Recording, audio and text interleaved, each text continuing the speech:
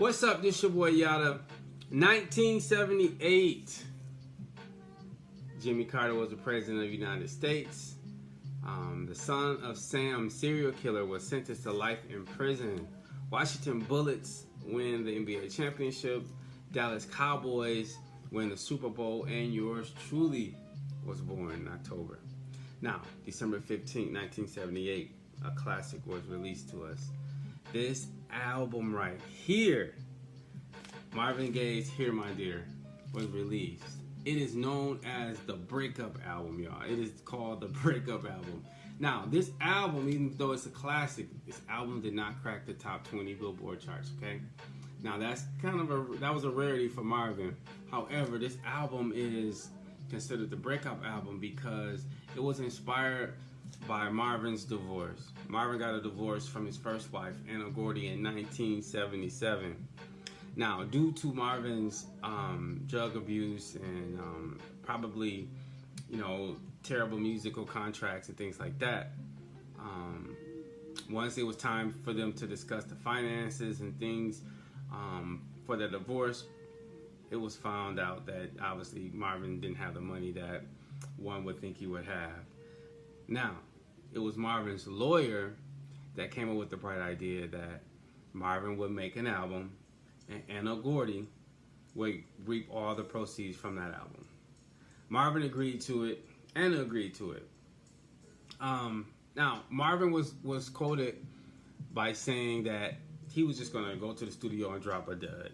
And whatever Anna gets from the album, she gets from the album. But that's not what happened. Marvin ended up going to the studio, start writing, start producing, arranging music and things like that. And that became therapeutic for him.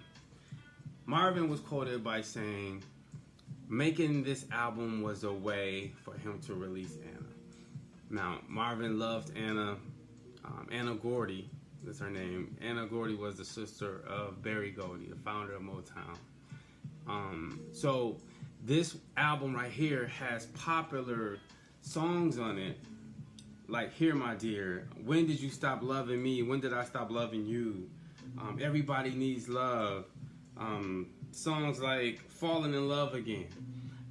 This album right here was created because he wanted her to be okay, and it was stated that it was hard for him to recover emotionally from this divorce, which is understandable. I mean, you go through a divorce and now you're making songs and you're writing songs, and once you hear this album, you can hear his pain in the songs, you can hear his struggle, you can hear his regret all through the album. Famous author and professor Michael Eric Dyson was quoted saying that the album was boldly honest. It was too honest for people to really take at the time, and that was his perspective on why he believes that it wasn't so popular on the Billboard charts. However, this album is a classic album. I suggest you listen to it. Anybody that has been through divorce or just relationships of any kind, I think that you would benefit from it. Now, we know hip hop. They loop songs from the old school, things like that.